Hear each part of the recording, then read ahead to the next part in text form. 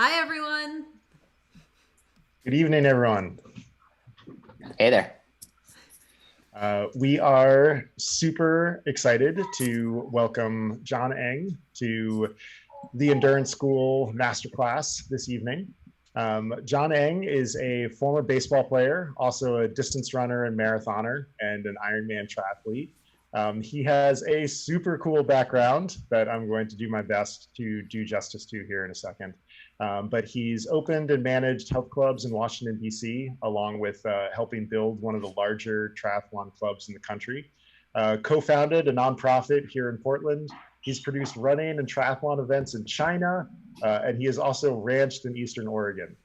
So he's in the running at the moment for most eclectic background of the guests that we've had on the show. He did all of those different things for a while, and then got his degree in physical therapy in 2013, and has used about 20 years of coaching, racing, strength and conditioning experience to found a physical therapy business, Village PT, which is the exclusive on-site provider at Adidas North America here in Portland, Oregon. That not being enough, he also runs a cash-based physical therapy company out of the CBC gym that Molly and I manage and run. In his when he's not working all the time, it sounds like, he enjoys running in the mountains. He's a former Trans Rockies finisher, which our amazing picture that we put up on social media is Gorgeous. from. Building things, hanging out and having a beer with his wife, Lindsay, and exploring with his kids, Julia and Bauer. Jon, thank you so much for joining us and coming on the show. Thank you guys for having me. I'm excited. Nice. First of all, how are you doing? This is a really odd period for everybody. What are you doing in terms of your own training to stay fit? What are you doing to stay happy? What are you doing to stay sane? Yeah, I mean, I'll come right off the bat and I'm fully transparent. I'm drinking way more than I should be. I'm not gonna lie. 5 o'clock rolls around, 6 o'clock rolls around, and then, just kind of crack something delicious and frosty open because, everybody's doing a little bit of homeschooling, right? I've got a 5 and a 7-year-old. Oh, wow. While at the same time trying to, manage a practice that is going through quite a transition with just the rapid changes that are happening in the healthcare ecosystem, transitioning quite a bit to telehealth and now, over the next week or two, slowly transitioning and opening back up to some in-person stuff. So there's really never a dull moment when you've got youngins this young, and you're trying to also see patients, and you're there's one other thing you forgot, Chris. I'm also a co-founder in a wearable technology startup, and it's called Motusi, and we're cranking away at that, working with the Air Force and a few other strategic partners. And so yeah, there's a lot going on. And so what I'm doing right now to stay fit and healthy is I am running a ton. Well, I'd say running enough, if you will, right? Taking usually probably about, basically since the end of Christmas, I have been running 2 miles a day. And I know that doesn't sound like a lot, right? But anybody out there that has young kids and is busy in a career knows that sometimes it's tough to squeak it in, right? And but I knew that I could do 2 miles a day.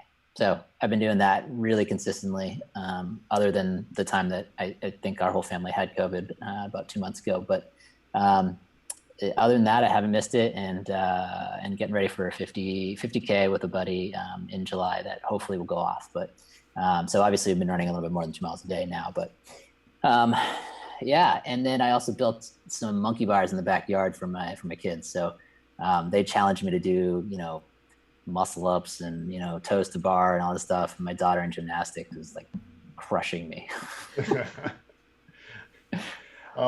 So I've got a quick follow up. So this Yeah. wearable stuff. Good. Yeah. Tell me about that. Tell me. Okay, so if as much as you can, because apparently you're working for the Air Force. So Yeah. tell us about what it is that you're working on as much as you can. Yeah, it's an interesting product, and it's funny. Everything it's interesting in life has had this path that have sort of weaved together somehow, right? But it is a wearable garment, right? It's a sensor arrays that are embedded into a top and a bottom. It displays a real-time avatar of your motion on your mobile device, so iPad or phone or whatnot.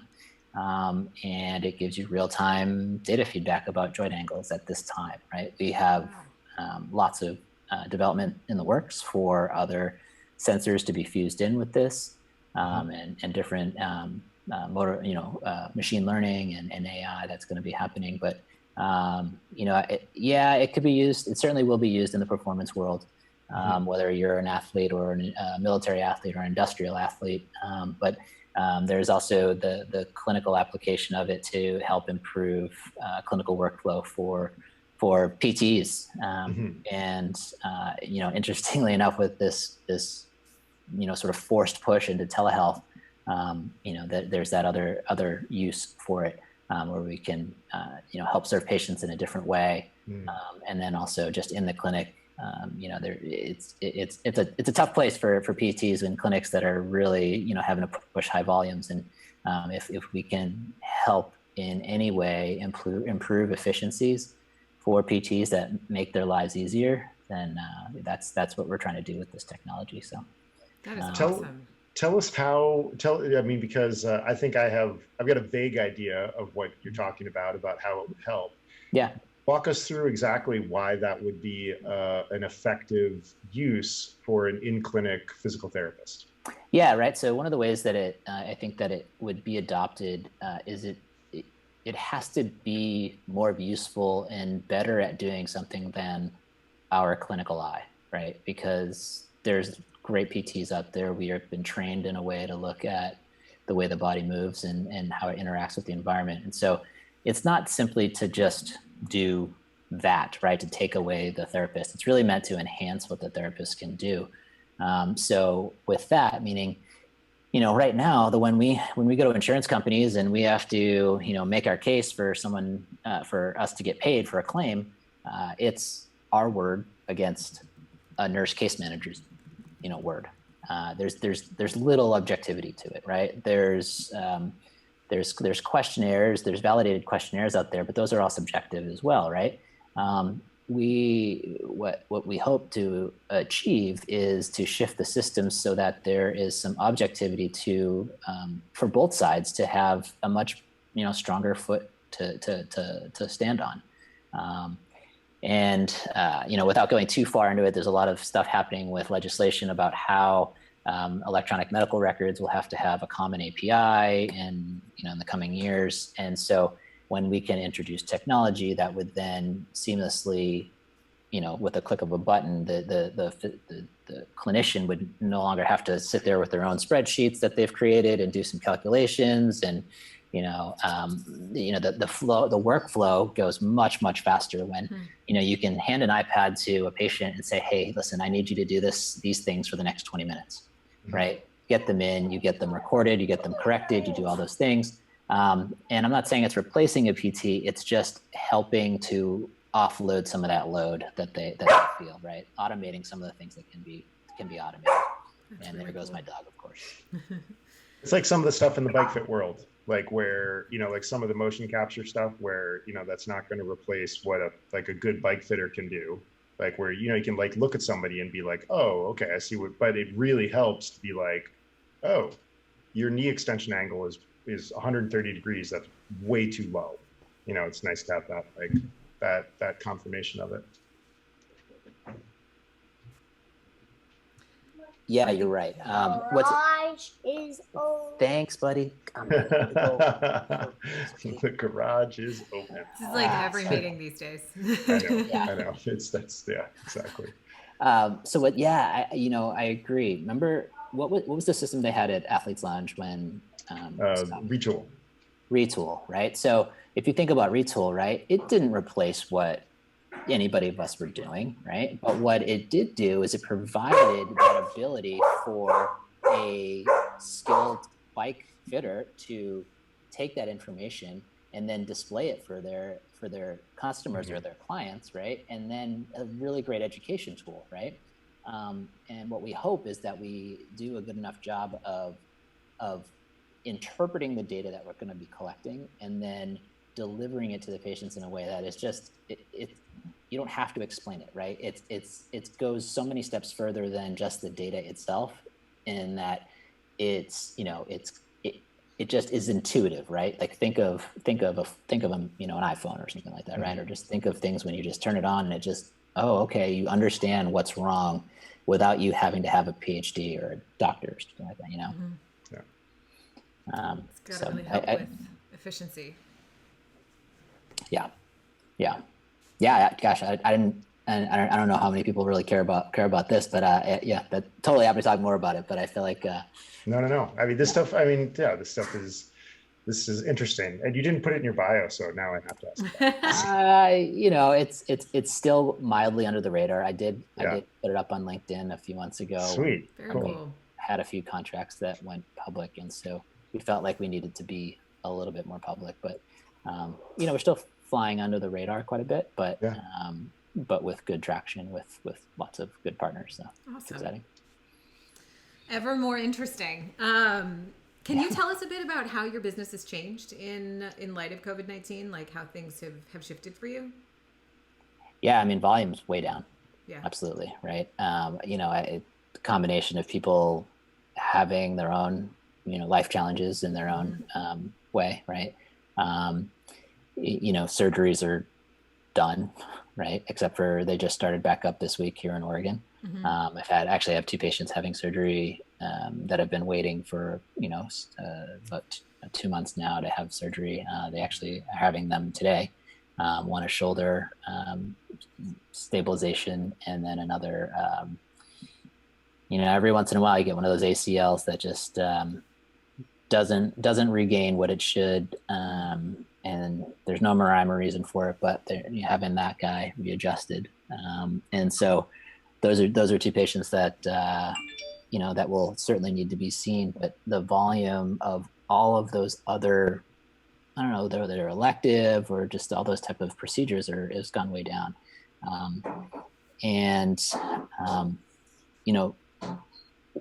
The shift towards telehealth from a PT perspective, you guys are going to know way more about the PT industry than you probably ever wanted to know, but has never been on the list of services from the Center of Medicare Services from CMS, who sort of write the rule book that all private insurers follow. PTs have never been on that list that's been allowed to do telehealth. PTs, OTs, so when all this happens and you shut down, you sort of go, well, this is challenging, right? I mean, you can do anything cash pay, but if you're going to go ahead and bill insurance, there's certain rules, right? Mm-hmm. And there's also state licensure rules where I can't go across state lines, right, legally. So volume is significantly down. The demand is still there, right? It was just that disconnect of how do we set up a structure to make this happen, right? So for a couple of weeks, I just kept seeing people for free, right? Fortunately, the EMR that I use has a great telehealth option system on it. And so I have just rolled right into it doing that. And then progressively over the weeks, what's happened is the rules have been relaxed by CMS. And following that, the private payers have then come along and said, you know what, we're going to go ahead and pay for it. And then they say, well, actually, we're going to pay for it, and now we'll pay for it just like it would be in person. Awesome.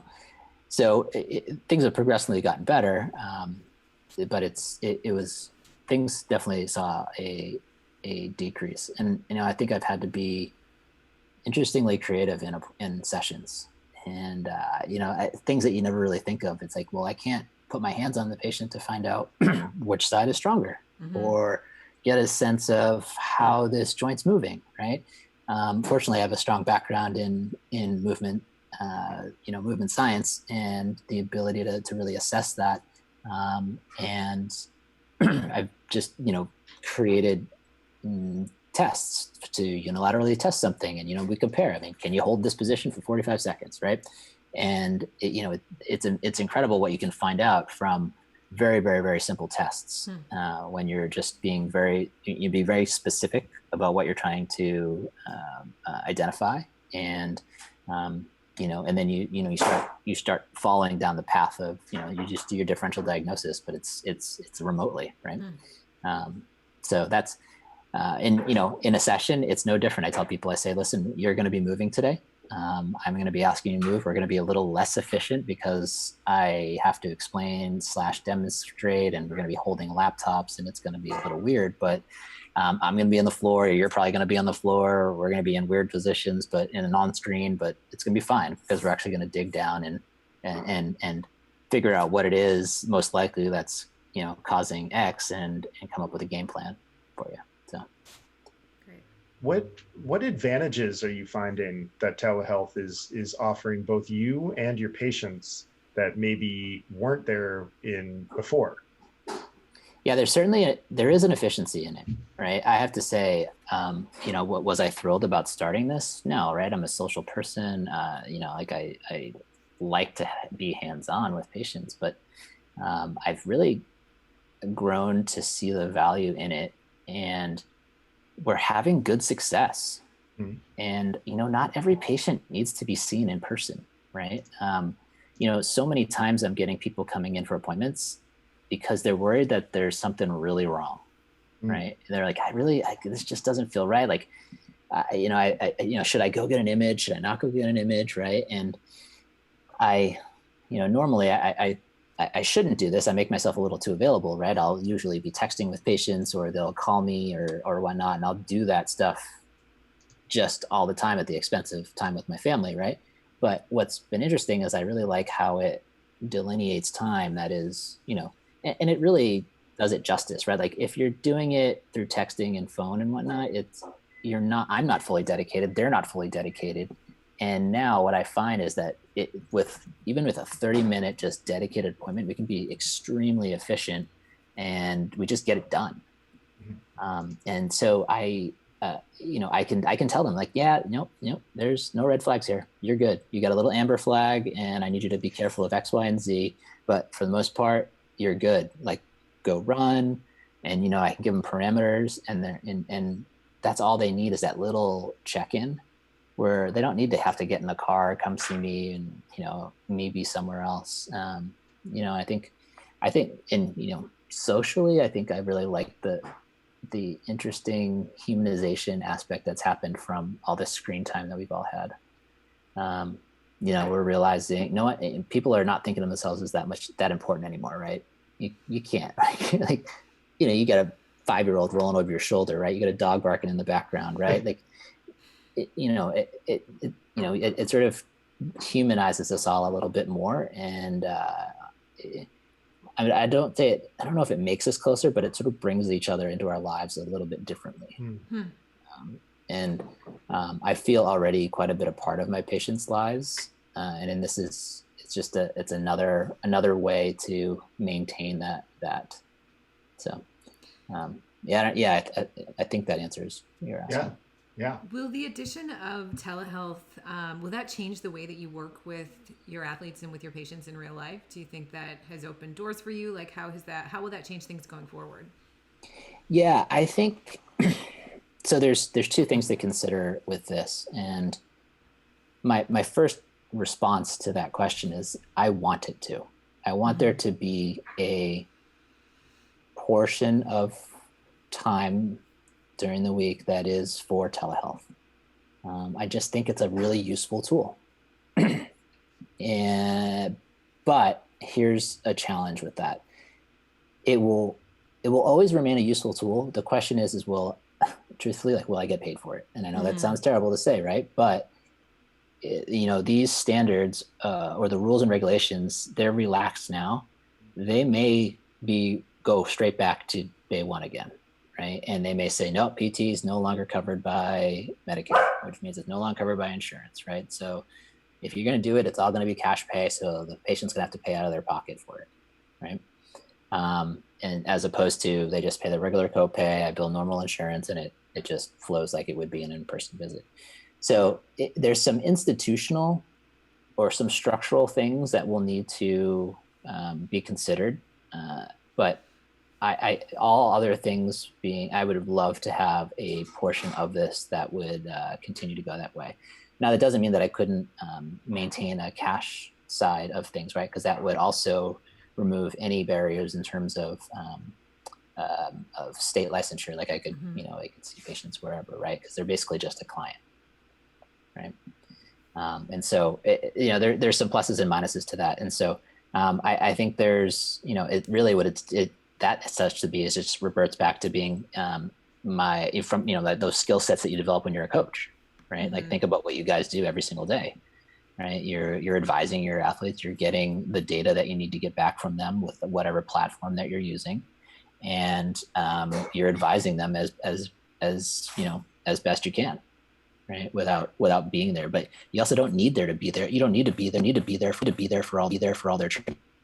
You get that objective data because we're all a bunch of data weenies, right? You get their power, you get their cool. But in PT, I don't really get that, right?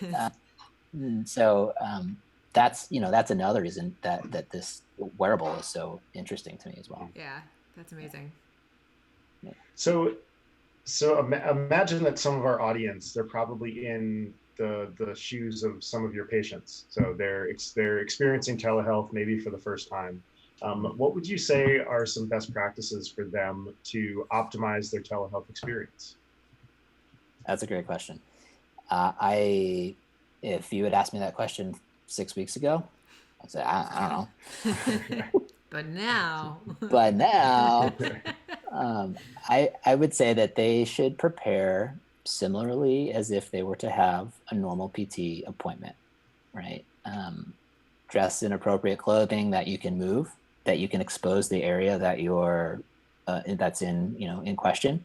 Have any equipment that you might have accessible, right? Clear just like a little bit of space just so you can move, right? If you can do it on a laptop, great, because you can move the laptop. But if you can't, then maybe just do it on your phone. Right? They'll all have a mobile app, whatever platform you're using from a telehealth perspective, they'll all have a mobile application or a web-based one that you can just use your phone so that you can move around freely and so that the clinician can get the view that they're hoping to get, right?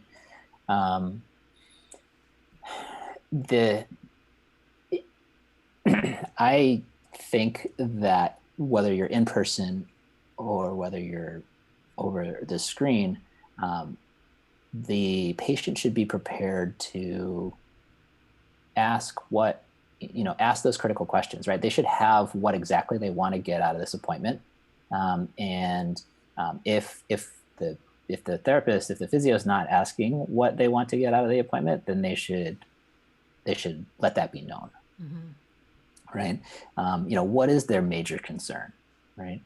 Any good physio is going to ask that, right? But is it, what are you looking to get? It's like, okay, I want to know if I can run, right? I want to know if I run, am I going to hurt myself more, right? If I keep doing squats, am I going to hurt myself more, right? If I keep lunging or if I keep doing this core exercise, am I going to hurt myself, right? And those questions can really hang an athlete up, right? Because then they just go, they just don't have that mental capacity. They just go, I'm not going to do it anymore, right? When you can really just get peace of mind that says either, yeah, you can do this as long as X, Y, and Z. You can do this, but I would also like you to do this maybe instead or in addition to or to complement that, which is going to help mitigate that other thing. I think what one should ask for is a plan of attack, right? Don't just tell me what it is. I honestly, more than anything, you don't really care what it is. You want to understand, is it a big deal? What can I do or not do, or should I not do? and like, how do I modify anything, any of my training, right? And then, what now? Okay, so what are my next steps, right? Those are the things that you should end with from that appointment. And then coordinating anything that would, if you have a training program with a coach or whatnot, right, is to get access to those things, have those be available to share with the physio, so that, I don't know that every physio has that comfort level in modifying programs like that, but I certainly do, and but I respect trainers and coaches, having been one for 10 years prior to going to PT school.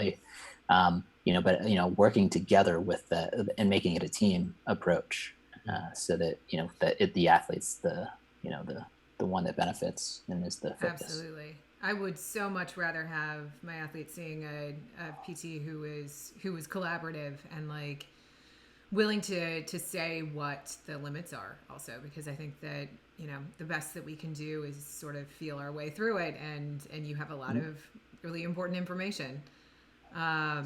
Yeah, but also you guys have a lot of information as well, right? Because if I'm asking, let's be honest, there's a lot of our patients and clients that don't know their bodies well, right? Or they think they know their bodies well, but we know that we sort of know their bodies better than they do. Right.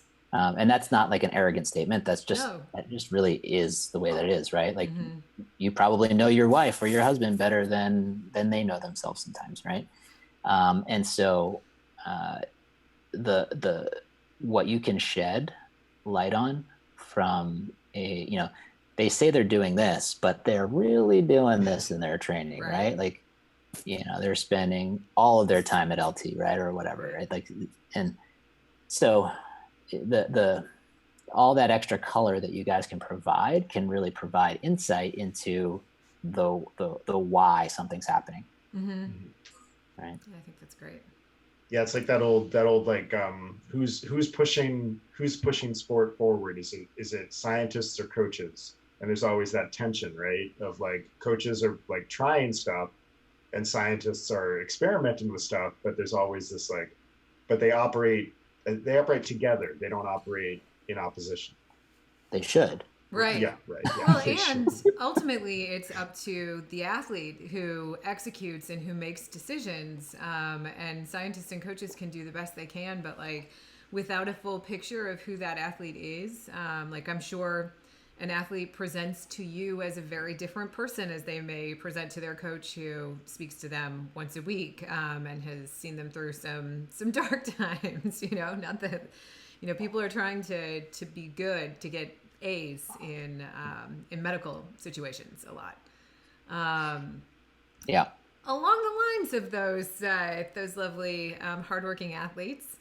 So we have, I think, kind of come into a period where a lot of our athletes are dealing with training and are experiencing training in a way that's atypical for them. So I think that some of our athletes are really like seriously taking time to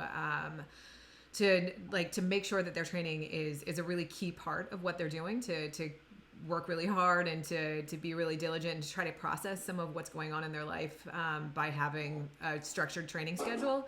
And a lot of other athletes are finding that structure is hard to come by, and that they may be struggling to get a consistent routine going.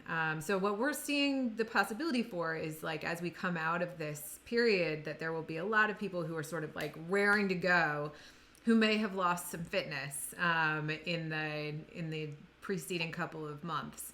So do you have any recommendations for those athletes? Is there anything that you want to be like, have them be specifically diligent about or aware of as they make that return to training?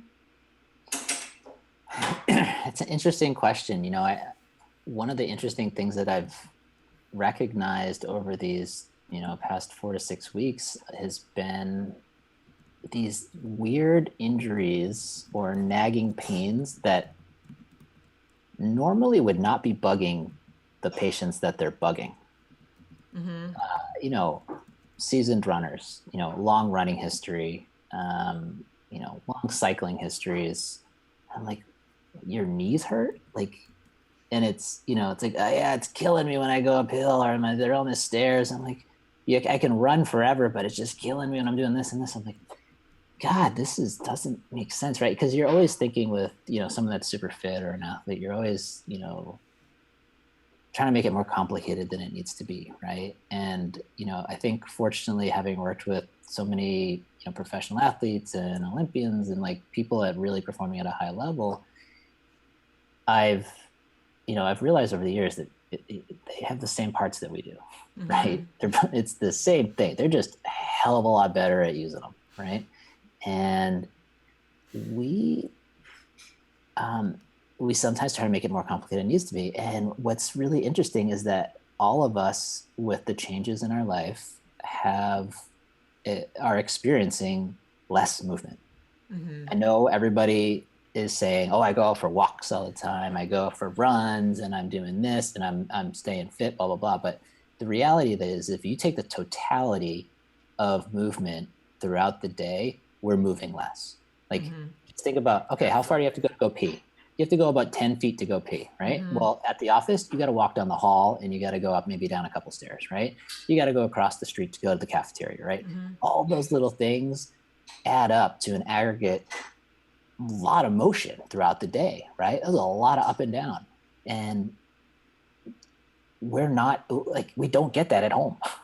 We just don't throughout our day, even if we were going out for our normal runs and whatnot. So what I'm speculating is happening. There is no scientific proof behind this. So this is just my conjecture here.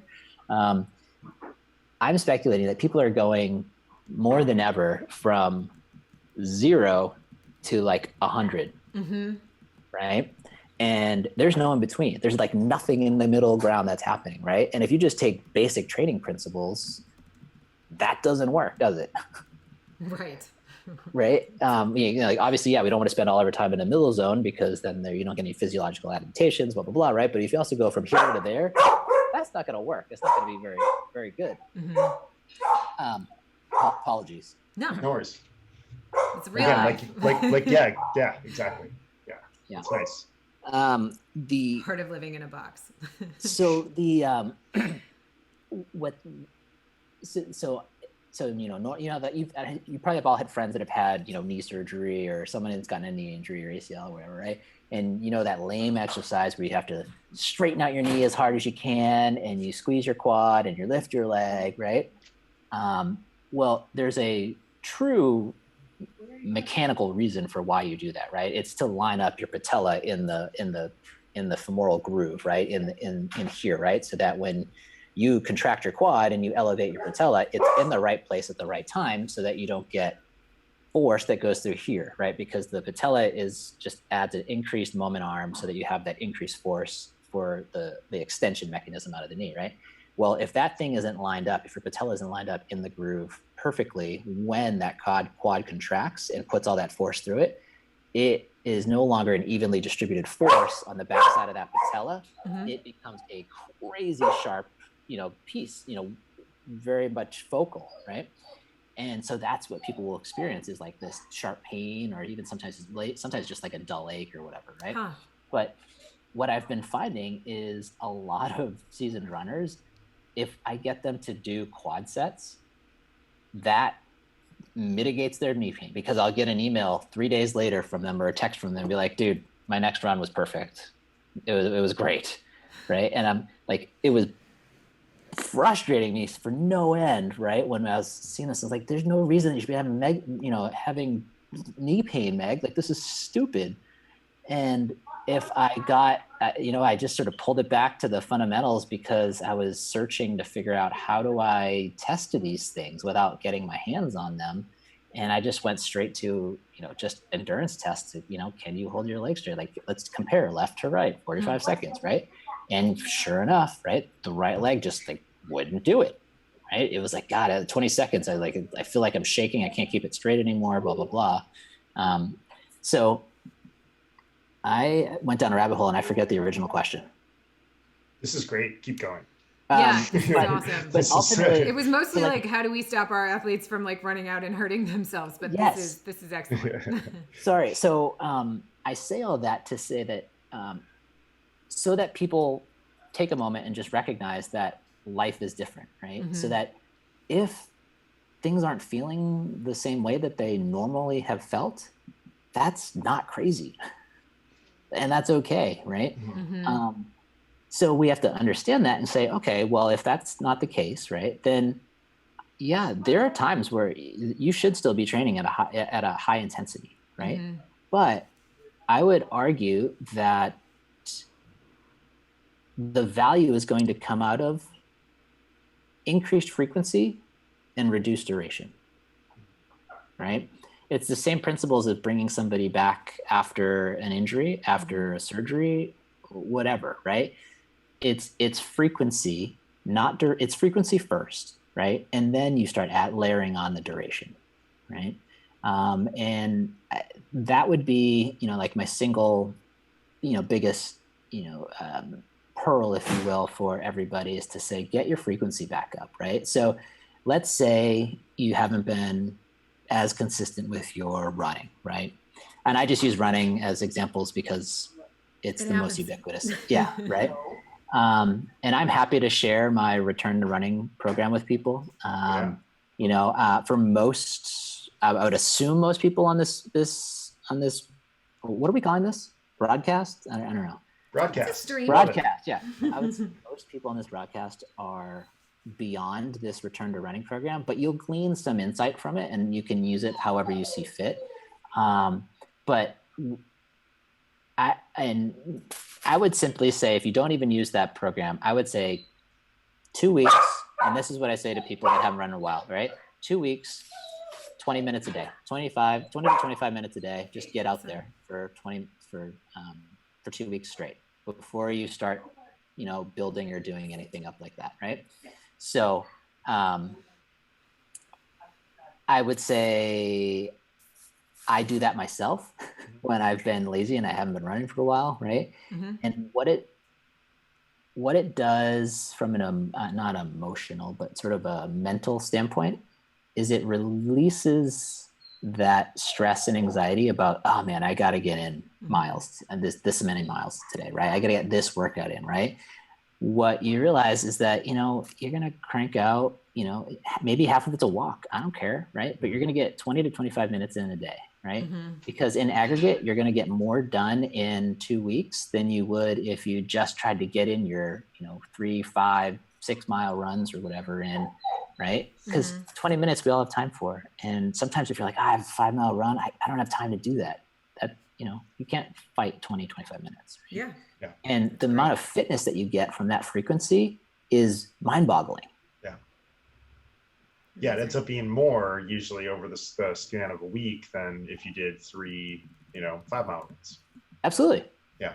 Absolutely. And Yeah. less like less strain.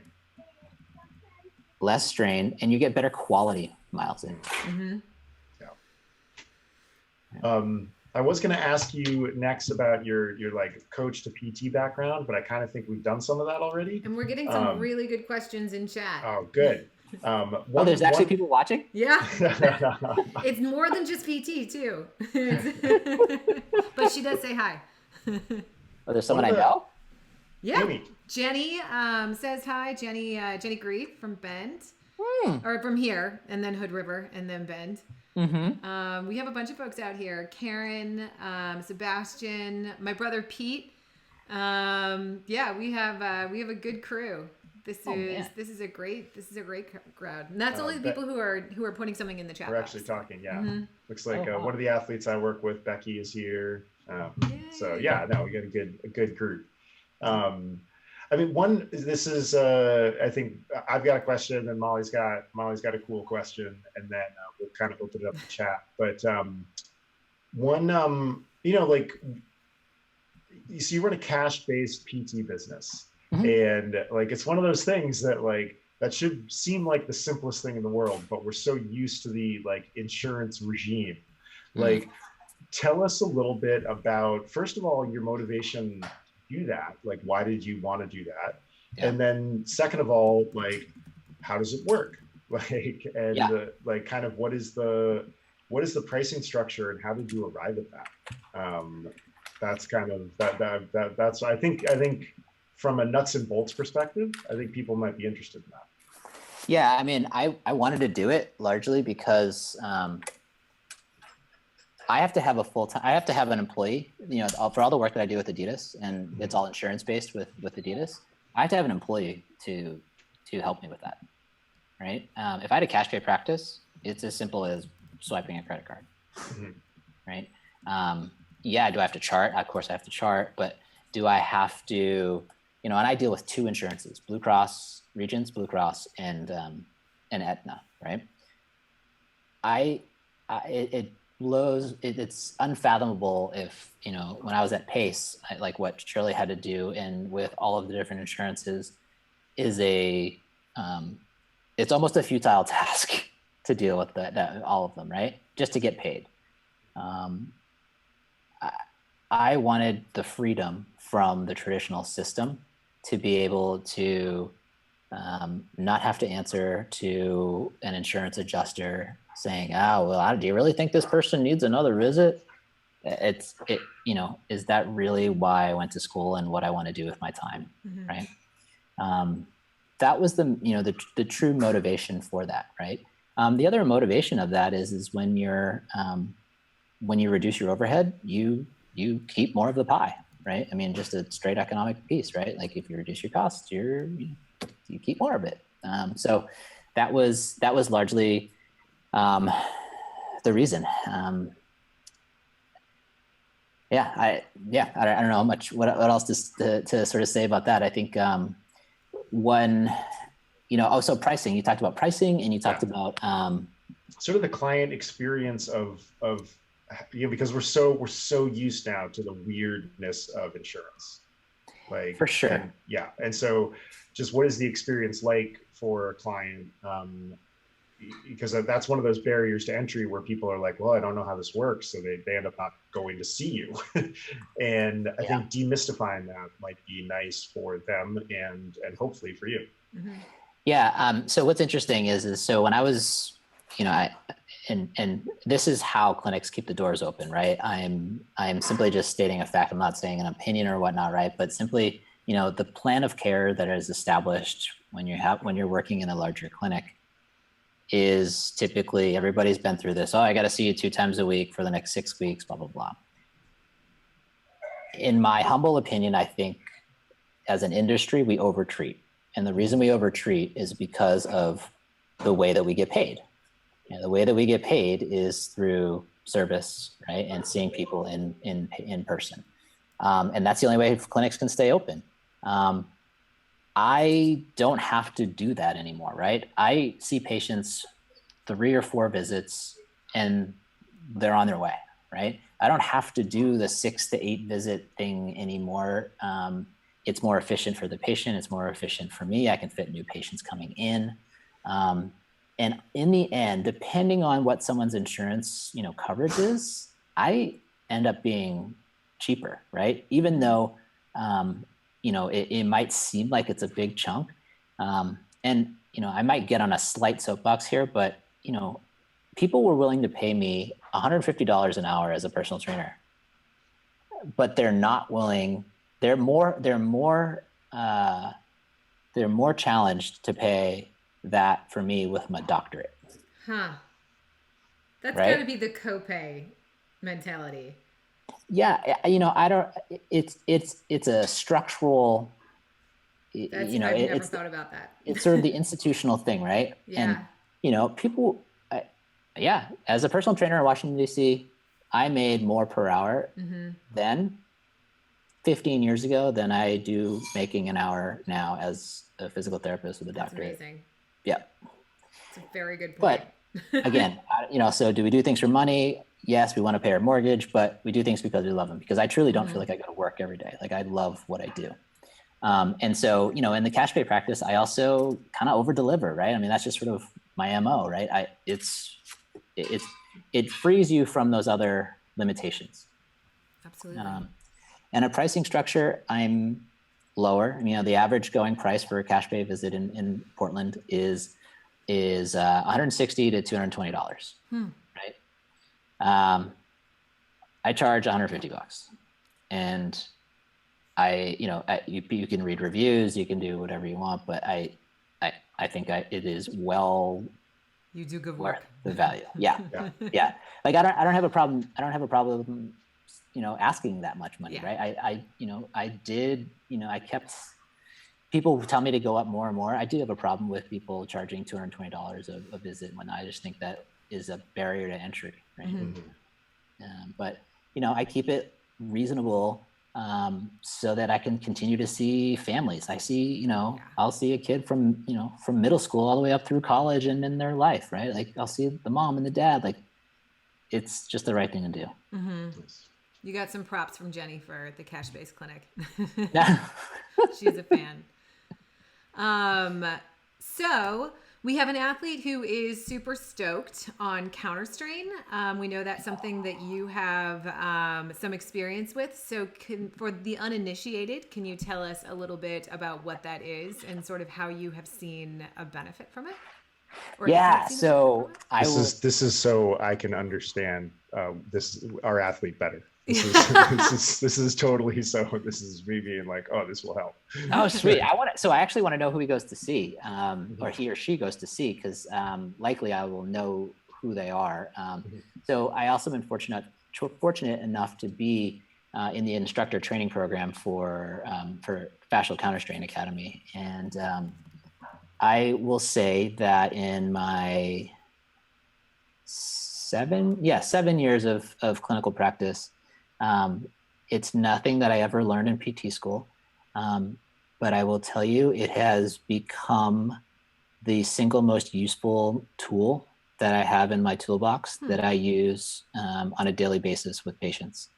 I spent 5 years being completely skeptical because I never learned these things in PT school, but yet I still kept using it every day. And I just tried to keep proving myself wrong, but it just kept proving me wrong. Right. And so I just gave in that last 2 years and have gone all in, and, and I'm trying to learn it all, right, as I help to educate others in it. But the quick elevator pitch about what it is I tell patients when they're on the table, like, what did you just do? I say, listen, all I'm doing is we are using your nervous system to our advantage right now, right? So nothing happens without the nervous system in our body. And there's contractile tissue. Everybody's heard of fascia, right? Mm-hmm. Well, everybody should also have learned over the past few years that, the research is very clear that fascia covers all of our structures, right? And fascia has contractile properties. So whether that be your lung, whether that be your joint capsule, whether that be your bone, whether that be your actual muscle, whether it be a nerve, and strain, whether it be mechanical or chemical, you can have strain or stress on any structure, right? You can use fascial counterstrain with gentle glides to release the tissue to get rid of those protective contractures or contractions of that tissue to restore the tissue to its normal state, right? So, because if you think about something that's constricted, right, you're not going to get great flow through it. You're not going to get mobility out of it, right? And then it causes a whole host of other effects, like this cascade of whether it's a chemical irritation, right, or other mechanical irritations that go further down the chain. And so when you can really pinpoint and be accurate with this technique, you get incredible results, right? And here's where why I love it so much is so most practitioners that do Counterstrain use it for chronic pain patients and people with head injuries and people that actually have like real challenges, right? I joke I solve first world problems because I really do. But what I've seen over the years is like when working with the Oregon Project guys or working with NFL guys or working with you and I, like we beat the hell out of our bodies, right? So our nervous system is just, our parasympathetics are nowhere to be found. Our sympathetics are all jacked up, right? So that fight or flight, right? And what we can do with Counterstrain is we just dampen that sympathetic response, and all of a sudden all that parasympathetic tone comes back, right? That rest, relaxation, that rejuvenation, that rebuilding of tissue that comes back. And because we're always hammering our bodies, and, you know, more hammering, like more foam rolling, more, you know, shit that digs into you, more scraping and things, not saying that they don't have their place, right? But most of the time, the body's asking for something different, a very different stimulus than that. And it's asking for a stimulus that it wants, and the nervous system will tell you when it says, oh man, because you just get this opening release that makes you feel like you just got an hour-long deep tissue massage. But you know, I just did 3 releases on certain tissues, and you come up, and that parasympathetic is just like, whoa, I'm so relaxed. That's amazing. Sorry, I got really like excited there, but yeah, I'm gonna read more about it now. Yeah. I know I've been threatening to come and see you, and I finally will do it. So we do have some questions in chat that we want to get to before the hour is up. But Jenny from Bend wants to know, if you're in a prescribed PT routine, how do you balance that with training and with strength training? Well, okay, so I'm going to answer these pretty just bluntly. Yeah. And because my approach to PT is that I don't want my patients doing 25 minutes or half an hour of PT exercises a day, right? Now, there may be times where that's important, right? Like relevant, like it might be, but in training, we all go through cycles. And we should minimize that period of time when you're in that sort of like, oh, I got to do just my PT stuff, you know. It should always be integrated, right? So the PT that you're working with should understand that you have all these other training demands and desires, right? It's not necessarily a demand, it's a desire, because you want to do those sports, right?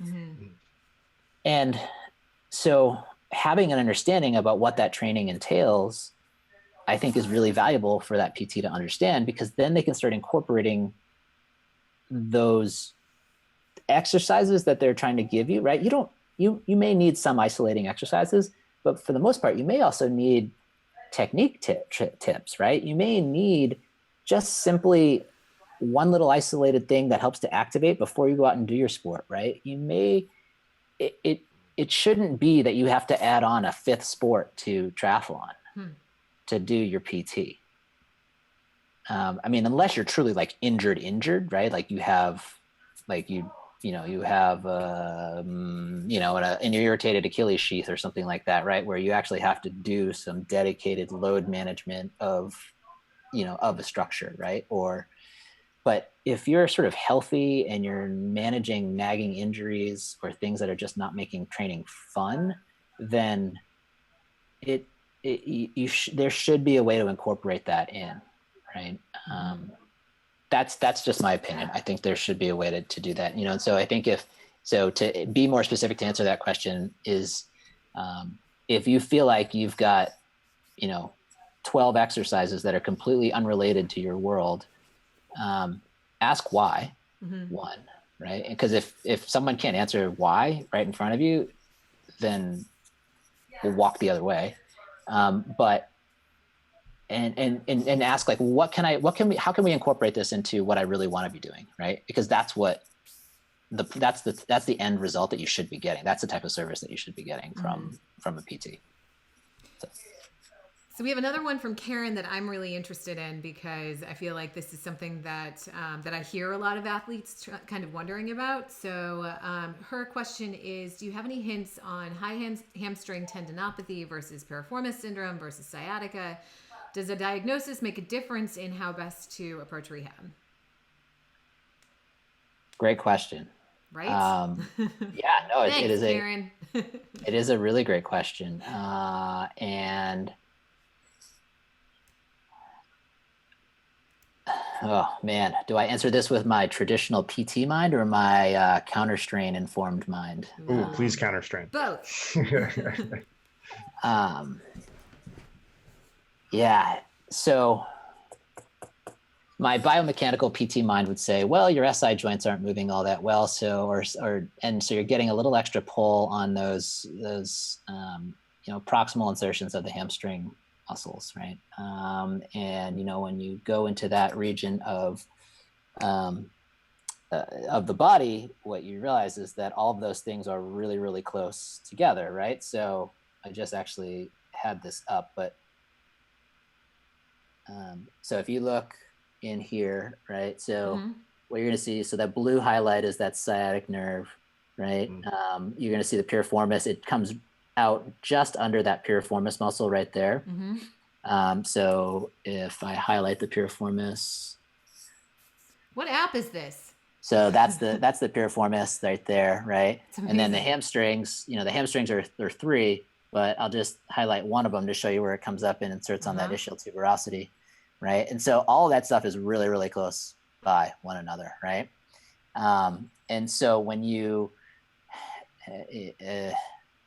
I would, to get to an actual diagnosis on this, you need to have, get a diagnostic ultrasound, you need to get some imaging, you need to get, some good information about what's going on in there, right? But from a symptom management standpoint and actually solving the problem, you can solve that problem without imaging and whatnot, right? So if you really want to have like a diagnosis, like a name to call it, then go get imaging and do that stuff, right? But if you just want to solve the problem, don't worry about the diagnosis and just solve the problem with your PT, right? But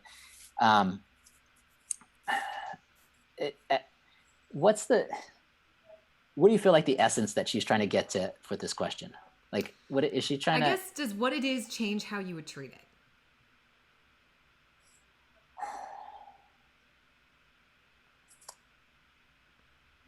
Yeah, I mean, it depends on the type of symptoms she's having. Is it more sitting symptoms, right? Is it during sport symptoms, right? Is it legging things? Hamstring pain happens in different ways, right? Or butt pain happens in different ways, right? Sometimes it can be, the obvious saddle thing, right? But that's not really what we're talking about, right? But a lot of times it'll happen with like sitting, like you'll be fine with runs or fine with your activity, but you can't sit, right? Or bending over is painful, right? Or like driving in the car is painful, right? And sometimes it really impacts your performance, right? So you can run at 7-minute mile pace and just be cruising along and feel fine, right? But when you want to start and do strides or leg it open and actually open up your gait, all of a sudden that changes the ball game, and you really start to feel it in that high hamstring area and that butt area.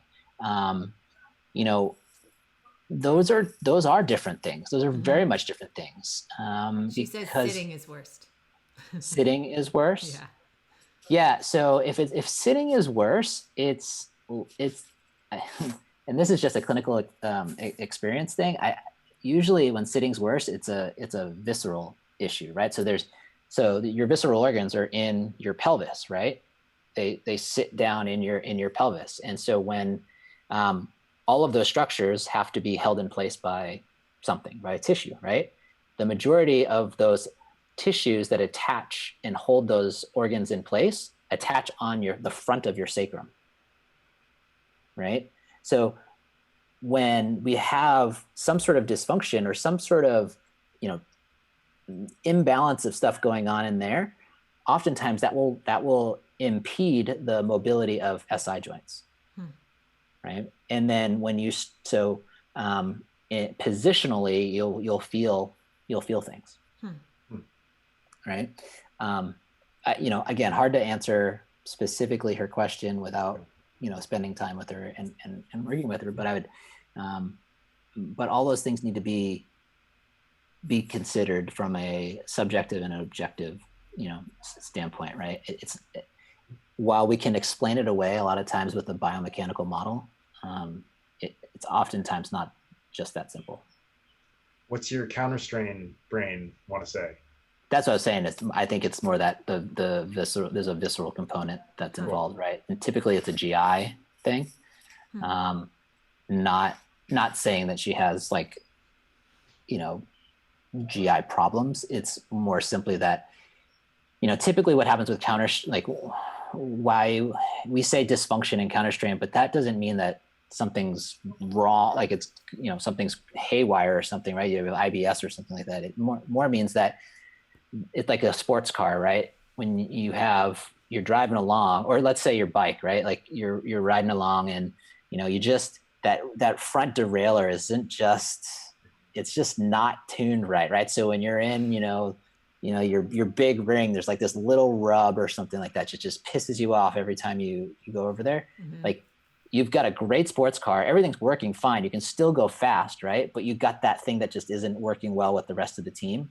That's usually what's going on in a counterstrain mind or scenario, where everything's working kind of just fine. You can still perform, you can do all these things, but there's that one thing that if you can knock that out, boom, all of a sudden everything just opens up, and you're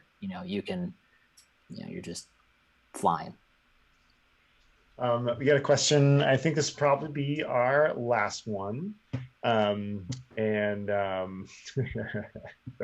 we did just get a great, I think, tongue-in-cheek question asking if she can send all of her IBS patients and chronic abdominal pain to you. That's one of our doctor listeners. But what is a simple mistake that you see athletes doing that leads to injury or inhibits healing? Allowing tissue time to adapt. And so it's a really simple principle, right? But tissue requires time to adapt to the loads that it's placed under, right? Now you can always overload and overstress things, for a finite period of time. But if you sustain that, breakdown will happen, right? Mm-hmm. And that's when pain kicks in, right? So I would, that principle in and of itself. And so that's not just applied to ramping up training. That's also applied to the decrease in training as well, right? Mm-hmm. Let's give an example of, you run a marathon, and then you're just like, I'm done with running for a little while, right? Danger, absolute danger, right? Because your tissue and your system is used to their baseline of load is here, right? And now all of a sudden you remove that stimulus, and the system's going, what's happening here, right? Mm-hmm. I'm not saying that, yes, you should be recovering and whatnot, right? But when we just take it all away and we just drop it out those extremes, that's when things go really, really, really sour, right? Mm-hmm. And just like with upticking in training, I mean, you have to have those moments of overload, mm-hmm. which we all know, right? It's overcompensation and whatnot, right? So that we can then rebuild stronger. But but recognizing when you're not allowing time for tissue to adapt is really important, right? And that you guys know all about that. Like, you're going to have those markers too, whether it's their power output, right? Whether it's their, resting heart rate, whether it's, any, heart rate, if you guys are still using that in terms of like overtraining or elevated resting heart rate and whatnot, those are all sort of those key markers, right? But train smarter, not harder. Mm-hmm. Well, that is always a perfect admonition to go out on, to train smarter. Yeah, thank you so much for coming on. This is awesome. This is exactly what I think Molly and I hoped for. It's like a rambling and wonky discussion about physiology, which is exactly. You'd have these every day. I know. Yeah, this is great. It's just like this is why we started doing this, right? Is like this kind of exploration. But yeah, again, thank you so much for coming. We have a lot of people chatting, saying that they want to come see you now. Mm-hmm. It's great. So good work. In good time. I will reopen up soon, but I want to be, there's a weird time, and I think that we have to be respectful of everybody and how they're all dealing with this. And there's just from the econ background, right? There's a macro approach and there's a micro approach to this, right? And we can't just only focus on the micro. I think the macro scenario in our world is we shouldn't ignore that. So but yes, absolutely. And the reality is yeah, I'm always here. So, whether it's in person or whether it's virtual, yeah, we really appreciate it. Yeah. So for those of you who are joining us out in the ether world, make sure that you come back for morning routine tomorrow at 7 a.m. You'll be hanging out with me, I think. Is that? Yes, you'll be hanging out with me. So. We will be doing 40 minutes of the strength you never do, possibly informed by our conversation with John tonight. And then come back for Swim Fit with Chris, 5 p.m. PST. And thank you all for coming. It's just so great to get to spend this time with you. And thank you, John, for enlightening all of us. Yeah, great. Thank you guys. This has been really fun. I hope everybody stays safe and sane, and enjoy this beautiful weather we're having. Yeah, I'm gonna go ride my bicycle for a little bit. I'm gonna go have a beer. Nice. I'm gonna do that after I ride my bicycle. It's not safe. Awesome. All right. Well, we will see you guys soon. And Chris, you want to sign off with your tagline? I think it's our tagline. I mess it up every time. So you do it and I'm going to remember it this time. All right. Thanks for coming, everybody. And here's to a happier and faster tomorrow. Bye, guys. Yeah. Thank you all.